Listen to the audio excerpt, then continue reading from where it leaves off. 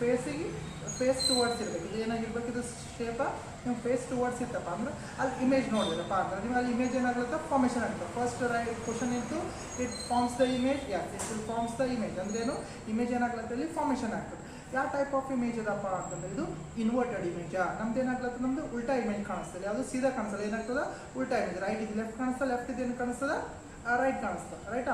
ಆ ಟೈಪ್ ನಾವು ಇಲ್ಲಿ ನಾವು ಇದ್ರಾಗ ನೋಡಿದಾಗ ನಮ್ಗೆ ಏನಾಗ್ತದೆ, ಇನ್ವರ್ಟೆಡ್. ನಾ ಹಿಂಗೆ ಕೂತಿದ್ದು ಏನಾಗ್ತದೆ, ಉಲ್ಟಾ ಆಗಿ ಕಾಣಿಸ್ತದೆ, ರೈಟಾ. ಸೊ ಇನ್ವರ್ಟೆಡ್ ಇಮೇಜ್ ಕಾಣಿಸ್ತದೆ ಇಲ್ಲಿ. ಸೊ ನಾವು ಇಲ್ಲಿ ನಿಯರ್ ಕ್ಲೋಸ್ ತೊಗೊಂಬಂದಾಗ ಇದ್ರ ಇಮೇಜ್ ಸೈಜ್ ಏನಾಗ್ತದಪ್ಪ ಅಂದ್ರೆ ಬಿಗ್ಗರ್ ಆಗ್ತದೆ, ರೈಟಾ.